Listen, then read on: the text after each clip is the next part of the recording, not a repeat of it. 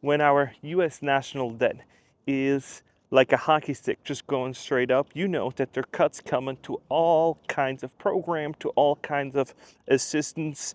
And we're going to see here coming up this young lady behind the counter at Walmart complaining and almost freaking out that juices and some other stuff is not covered by SNAP or EBT, whatever you want to call it. And this is what we're seeing all along, that these social programs are being cut because we have so much debt that there has to be something to give. And what do? You cut these programs first because it's kind of an easy way to do it, because deficits at all-time high and everything else. So we're gonna watch this video of this woman. I've never seen something like it, where she literally goes behind the counter and starts talking to the cashier about it. So let's watch this video, and then I want to hear your opinion about it. What else they take, man? So just those two? Oh, what's that one? Oh my! They didn't say which one. Girl, they didn't take the muffins. That's a deal. 188. Oh my God, that's crazy. Not even a juice. The juice, yeah. No. They didn't take the juice for real? When they started that, it must have been this month. You get food stamps? Bro, this shit is crazy. You feel like it's food, everything shit. They got 67, 54. So what's the rest? Girl, did they take the Reese's? Let me see. Sure they take the Reese's. They ain't taking the juice. Y'all take the juices on. The green juice. No, no. Your Reese's, they didn't take the Reese's. Food stamps is on right now. They don't even take it. Look, yeah, maybe lady cut the light off. No, it's okay. Come on, let's just get the stuff. Come on. Oh, she said keep it. She gonna keep it. Okay. Huh? What's the balance? Girl, so we can't buy no candy. $14. $14 and 90 cents. $14.92. They Okay. didn't take Reese's and food stamps no more, no candy. So they went live when they said they're gonna take out all the snacks. They're taking away all the snacks off ET. What's the point of having it? I just take it. That made me cry. That told me. I said, no candy. So they went live when they said they're gonna take out all the snacks. They're taking away all the snacks off ET. What's the point of having it? So if you haven't, please like and subscribe. That would really help my channel out and spread the word on. 80% of you guys are not subscribed, so please check if you are and click that like button, and that would really help me out.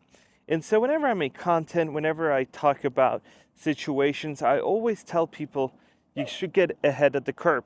You should really get into the habit of making sure that you're ahead of the game. And how do you do that? Is you get informed, you try to see, how is this current administration, how's the next one gonna impact my life? How can I position myself better? How can I position myself better? How can I learn, and how can I do better? Because we're at a funny spot now in time and age where there's less jobs because of AI, and there's gonna be less jobs with AI, and jobs that I've always thought are gonna be automated or might not, and jobs that I thought aren't gonna go away are gonna go away.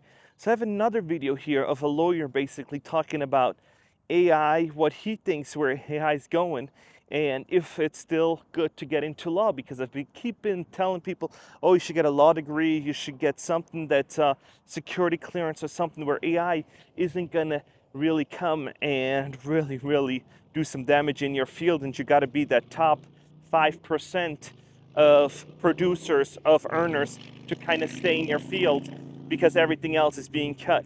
And when you're unlikable, you're not very pleasant to be around, you're gonna be just cut, because their companies are just trying to make more profits, trying to eliminate even more workers. And we're seeing it. It's like crazy numbers of just layoffs. Everything's coming out. And we're seeing even more. We're looking at not just private companies. We're seeing federal government. The Trump administration is just trying to now fire, I think, 10,000 human health service people. We're looking at Denver laying off 171 employees because their budget's not right. And I got a list here. It's Denver City, Los Angeles, Seattle, San Diego, Portland, San Francisco, Washington, Houston, from hundreds of millions to billions of dollars in the hole. And what do? You gotta let people go. So services are gonna be cut and everything else. So when I make content, like I said before, I'm like always trying to tell you guys, stay ahead of the game, stay ahead, and trying to put an insurance policy in place. And I can't talk to everybody and come up with a gazillion scenarios for everything, but I always say get a side gig and trying to find something that you kind of enjoy doing in your free time that you can sell for a little bit of money and repair generators out of your garage or do mobile notary. I just had this other guy on, and that guy did mobile notaries, and he did online notaries, and he did loan document changes and kind of stuff like that. So make sure that you have these abilities and get into a field that you kind of like doing and trying to get a few extra dollars so that you are resilient if you are going to get that pink slip. And so you don't have to worry about SNAP benefits. You don't have to worry about all this other stuff because you're still making something on the side. And you can then use that to feed your family and to go on vacation and kind of live a life, a pretty decent one. And I think there's still time of you trying to make it. We're not there yet where it's just like, oh my gosh, it's all bad. No, we're still at the place where you can get a side gig, you can do it. But it's going to take dedication, it's going to take failure, and it's going to take time for you to kind of make it. So let's watch this lawyer talk about what he thinks where AI is going to go. I think young people who are thinking about going to law school should think twice before doing so. The way AI is advancing, much of the tasks that were previously done by entry-level associates, emails, correspondence, site checks, drafting briefs, all of that stuff is now being done by AI. So there are issues with AI. It's not there yet. Sometimes they make up cases, sometimes they make mistakes. But the way the technology is going, 3 years from now, 5 years from now, it's only going to get better. Now, those tasks that were traditionally done by entry-level associates are now being done by artificial intelligence. So before you go to law school, think twice. Is there going to be a place for me in the legal profession? Maybe that guy who went to plumbing school and the guy who learned how to weld, maybe he was onto something. So as you're seeing it, and this is super honest, raw information, right? And this is what I've been telling you guys, trying to get something that you do, that AI is kind of on the way further end of adoption, right? Like plumbing, like all this kind of other stuff, because we're seeing it. If you type into Google Amazon warehouse workers, it's done. Amazon came out with a robot where it feels touch, it does everything. And the comments were kind of crazy on that one video where they were talking about, oh, it's not as fast as a human is. Yeah, but this robot works 24/7, and if it doesn't break down or has a technical glitch or Wi-Fi drops or something, then all of a sudden that will work 24/7. It doesn't need a break. It doesn't need to go to the bathroom. It doesn't need anything else. It just produces. It doesn't go on strike. It will just do that task repetitively. And this is what I keep saying. You got to get ahead of the curve. You got to make yourself resistant to AI. You got to make sure that you are on top of your game and you are trying to contribute in a positive way. Because people ask me like all the time, like, yeah, how am I going to do that? Well, you got to read some books. You got to read Atomic Habits. You got to read the 48 Laws of Power, how to influence people, how to get your way, how to do all kinds of stuff. Read some sales book, how to sell and everything else. And those will still be jobs in 20 years, sales and everything else. Because unless it's virtual, it's going to be hard to make deals, right? And this is something that I've been saying for a long time. You got to get ahead of the curve. And if you're using SNAP benefits and you're using all this other stuff, you need to read a little bit about it, because man, they're making cuts for everything. Rightfully so. When the country doesn't have money, they can't be ponying up money, and I kind of get that. But it is just, for these people that do need it and these people that need to survive, it's brutal. And some people that are gonna say, oh, you know, collateral damage, collateral damage. If you make cuts to everything, there's gonna be a few people that really need it, and there's gonna be like this, just fraud payments, right? So you're seeing that they're trying to cut down on fraud. They're kind of cut down on everything. So make sure that you have a side gig, that you do something. And I think there's still gonna be jobs. It's gonna be different.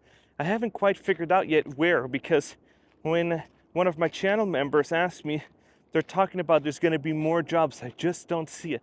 Maybe in the entertainment field or something, because warehouse workers, no. Drivers, definitely not.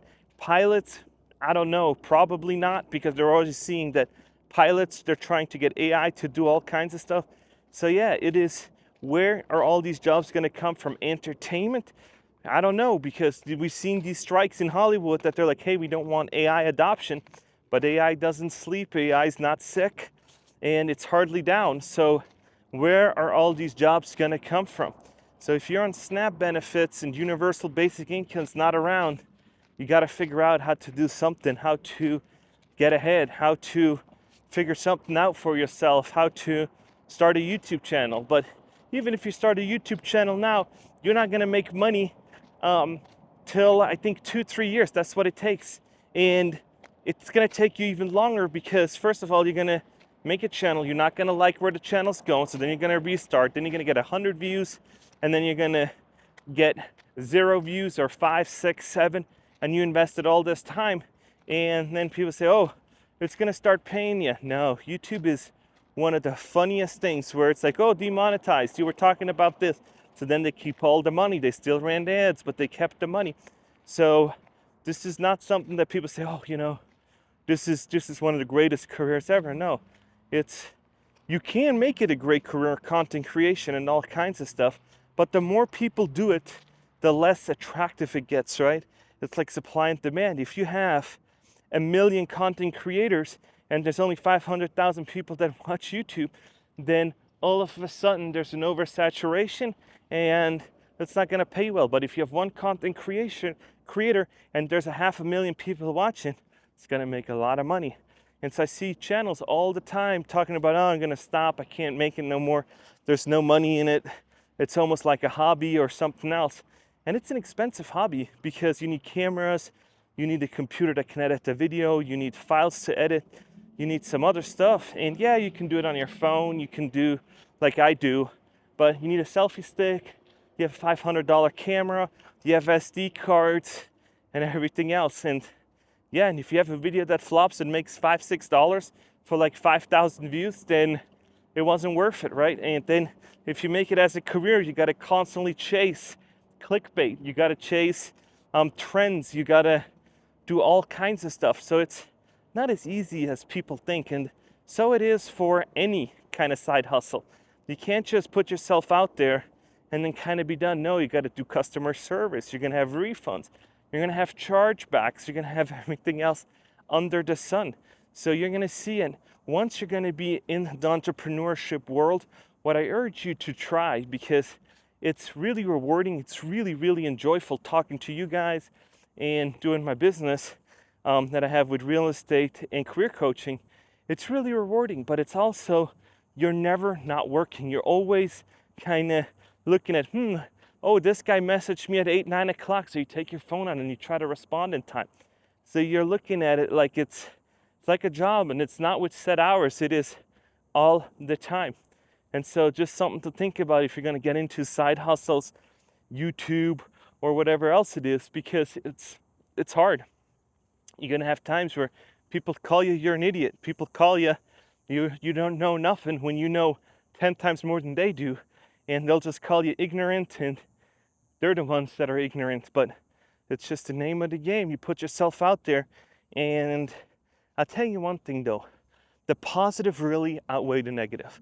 Once you're starting to make content, once you're starting to sell your own business, you're starting to, at least for me, you're starting to enjoy it. And then being in a place like the United States, oh man, it's like Disneyland for business owners. It's like you could sell, the sky's the limit, and you can do all kinds of stuff. In Europe, if you speak German, you're only bound to Germany. It's only like you're like half a state or something compared to the United States. But here in the US, you can sell east to west coast. You have a pool of 300 million. People are willing to give you a chance. So yeah, definitely the greatest spot to do business ownership, to do entrepreneurship, everything else. And this is kind of why I came to the United States, because there's so many opportunities and the people are so amazing. I talk about it all the time. When I tell you about the negative and I tell you about what you need to do, I'm telling you that to make it a learning experience and not to say, oh, this is all bad, this is all negative. But it needs to be something where you then take a lesson from it and say, maybe I should try that, and trying to inspire you at the end of the day to go home, listen to an audiobook, and trying to become a little bit better and think about it. Maybe Rico was right, or maybe he wasn't. And then you come back on my next video and say, hey, I did this, and hey, I didn't do that. Because I'm getting emails from some of you guys that said, hey, thanks for being the voice for the people that aren't employed. It's gonna get better. And I got emails that said to people, somebody wrote me in and said that they're now they're retired and they're trying to learn about AI because I talk about it on my channel a lot, and they're saying that they really enjoy it now using AI, and they're seeing how they can implement it to have a better life in retirement with AI. And I said, yeah, learn about it, talk about it to your grandkids, to your kids, and see what they think about it, and spread the word. Get to figure it out, because once you're going to start figuring out, you know the pros, you know the cons, you know what it can and can't do, its limitations. And it is so important that you know what AI can and can't do. That's why I tell you, subscribe to an AI tool, one of the major ones, and you can see, oh man, it can make videos now. It can make a 3-second video. And this is my video that I created of basically me just walking like around. And you can see that like and subscribe. AI can do a whole bunch of stuff. It can make movies. It can do all kinds of stuff. So it wouldn't surprise me in 10, 20, 30 years from now that everybody can start off with a movie and it will recognize your eyes, your attention, and depending on how your attention is, the narration of the movie will change. And everybody's going to have a different outcome. It starts off with 1 or 2 characters, and then depending on how engaged you are with romance, with love, with action, it will then take different routes. And so, yeah, so everybody's going to have different outcomes depending on engagement. And yeah, the world is fastly evolving, and that's why I keep telling you guys, like and subscribe to my channel, and I will keep you updated. I'll tell you what I see with the job market, with job seekers that are trying to get jobs in all kinds of fields. And I still see people. The community that Ali runs, we're still getting people interviews every day. Got somebody hired at Amazon the other day. So it is, as a PR person. So as you're seeing, there's still jobs out there. The bar's just higher, and you got to do more. You got to do more things to get the same job as you did 4 or 5 years ago. So yeah, this is it from Las Vegas. And gosh, it's gorgeous, isn't it? Look at that. There's no clouds in the sky. When you come from Switzerland, you're going to start appreciating that. And if you're from England and you watch this and you see that there's blue sky, there's like 1 cloud over there. But most of the times it's like clear like this. You're going to be like, wow. Because where I'm from, it used to rain 6 months out of the year, no sunlight. You get depressed. You need to go up in the mountains. And yeah, oh my gosh. So yeah, this is why I love it. And this is why this is probably my most favorite place in the world. And I've been to Asia, lived in France, Switzerland. Yeah, and thank you guys for so much for coming on my walk with me. Happy Tuesday, everybody. And make sure you have that bell notification on so when I upload, you can watch the video. And I appreciate it, and I'll see you guys tomorrow.